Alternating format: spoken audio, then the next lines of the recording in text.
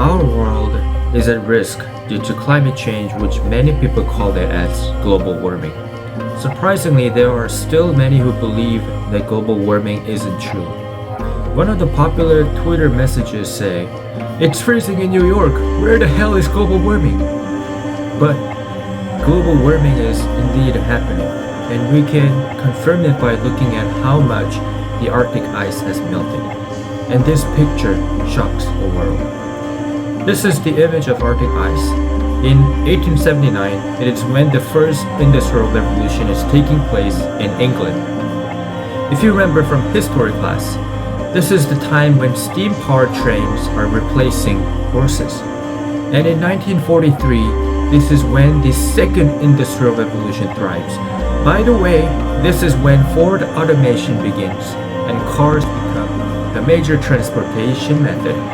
We see some icebergs erased here from the map, but not significantly. In 1995, 50 years after Chinese industrialization happens, more ice disappears. It's a little concerning because it seems like more ice is disappearing at a faster rate, but we still got ice, not a big problem. And in 20th century, this picture shocks the world. What the heck?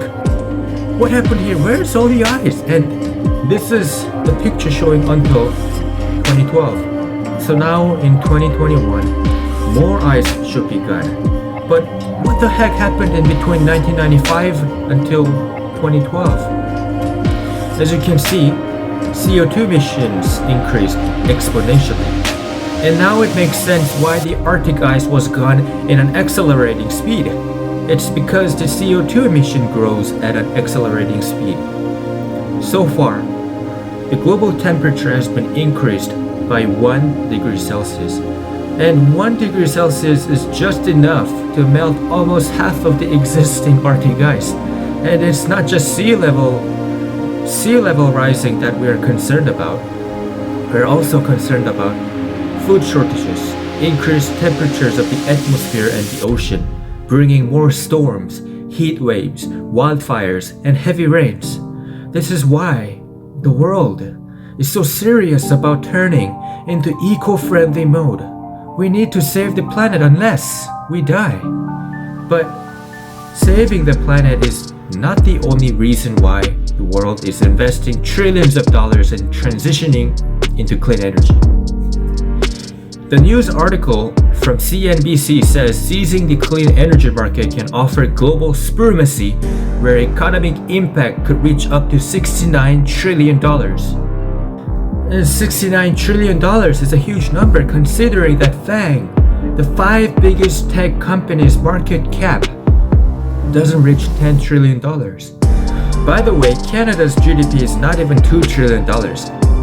And Canada is positioned at 10th ranking on world's GDP.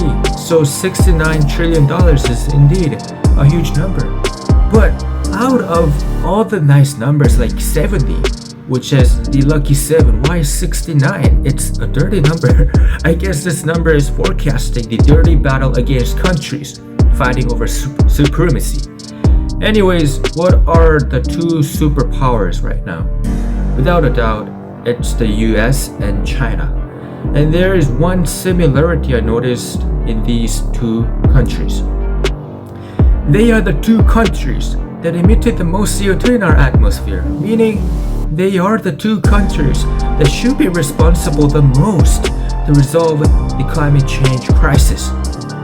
Would this be the reason why they are going to have battle over renewable energy to resolve the climate change crisis? Hey, I'm gonna take more responsibility. No, I destroyed the Earth atmosphere more than you did, so I will take more responsibility. Well, I hope this would be the case, but unfortunately, this is probably not the case. Apparently, many economists say that CO2 emission has a correlation with GDP growth rate. When you look at the CO2 emission graph, there are some dips of the curve. And if you look at what happened during these dips, in 1930, there was the Great Depression. 1945, World War II ended.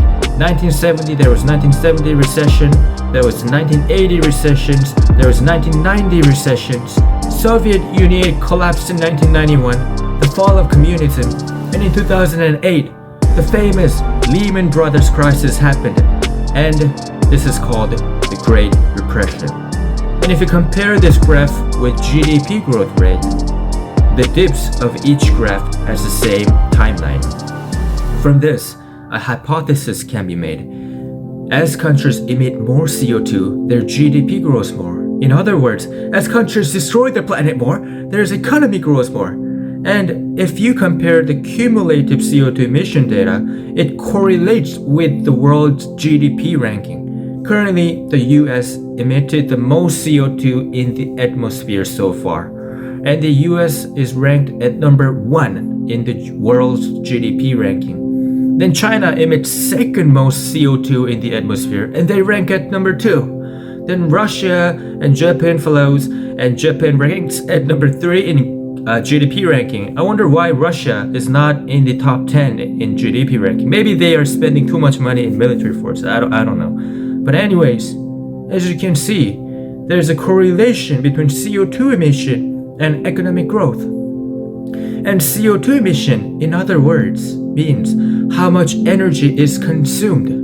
The more energy one country consumes, the more economic growth can happen. Aha, this is why the two big superpowers are fighting over clean energy. We can't use fossil fuels anymore because it's a do or die situation right now, but we need energy to spend for our economy to grow. Then what's the only option? Clean energy or renewable energy. While the US wasn't taking too much attention on renewable energy, and the reason was renewable energy is too expensive, China is currently at the leading position on technology on renewable energy. By the way, Canada is ranked at number 7. If he can produce triple amount of what we are producing right now, we can be ranked at number 4. We might be the next superpowers. I have some doubts about that. But nothing's impossible. And where is the US? US is at number 3. Not even 2, number 3. And if we look at GDP by PPP forecast, number 1 is China, number 2 is India, number 3 is the US in 2050. It matches with the renewable energy production data. And Canada's GDP forecast in 2050 is going to be ranked at 22. I was expecting it to be ranked at number 7, but it's 22. Hey, this data is wrong. Obviously, renewable energy production alone cannot determine how much economic growth is going to happen. We also need to consider how much energy we're going to spend. Because if you think about it, in League of Legends, even if you earn lots of gold by farming minions, if you don't spend it to buy items or weapons, then you are still weak. In StarCraft, even you have multiple command centers to mine minerals and gases, if you don't spend them wisely, you will be attacked by speed upgraded Zealot Rush and you lose the game. So for your power to grow, you need to have lots of resources. However, you also need to spend them as much as you can.